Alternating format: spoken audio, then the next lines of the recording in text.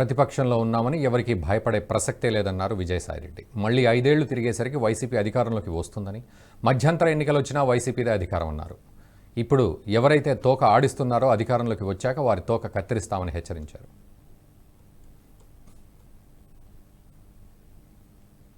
మేము ప్రతిపక్షంలో ఉన్నా భయపడే ప్రసక్తి లేదు. మళ్ళీ తిరిగి వైఎస్ఆర్ కాంగ్రెస్ పార్టీ 5 సంవత్సరాల కాలంలో మళ్ళీ అధికారంలోకి వస్తుంది. మధ్యంతర ఎన్నికలు గాని వస్తే మళ్ళీ కూడా అధికారంలోకి వస్తుంది. ఎవరైతే తోక ఆడిస్తున్నారో ఆ తోక ఆడిచ్చే వాళ్ళందరినీ తిరిగి కత్తిరిస్తామని నేను పత్రిక వైసీపీ నేతలపై బురద జల్లే కార్యక్రమం చేపట్టారని, నిరాధారమైన ఆరోపణలు చేస్తున్నారని మండిపడ్డారు విజయసాయిరెడ్డి. తన పేరు ప్రతిష్టలు దెబ్బతీసేందుకు ప్రయత్నించేవారు ఎవరైనా సరే వదిలే ప్రసక్తే లేదన్నారు. ఎవరైతే నాయకులు ఉన్నారో వైఎస్ఆర్ కాంగ్రెస్ పార్టీ నాయకులు వాళ్ళందరి మీద బురద చల్లడం, ఆ బురద చల్లడంలో కూడా ఒక క్రమంలో, ఒక క్రమబద్ధంగా, ఒక అన్ని వాళ్లకున్నటువంటి వసతులన్నింటినీ ఉపయోగించుకొని బురద చల్లేటటువంటి కార్యక్రమం, ఆరోపణలు, నిరాధారమైనటువంటి ఆరోపణలు చేసేటటువంటి కార్యక్రమం చేపడతా ఉన్నారు.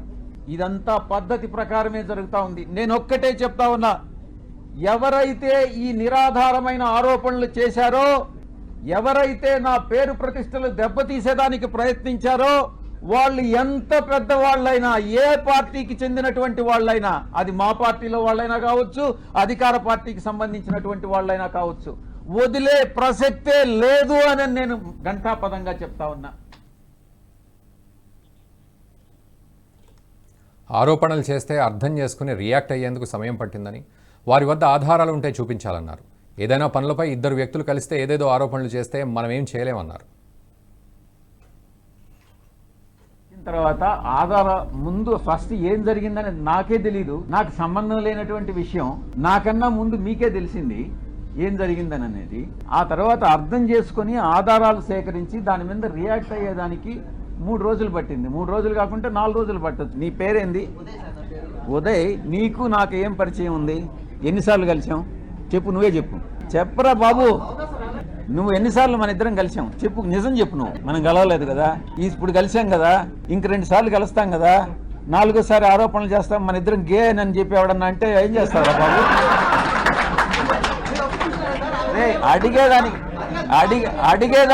అడిగేదానికి నీకు బుద్ధి ఉండాలా, చెప్పేదానికి నాకు బుద్ధి ఉండాలా.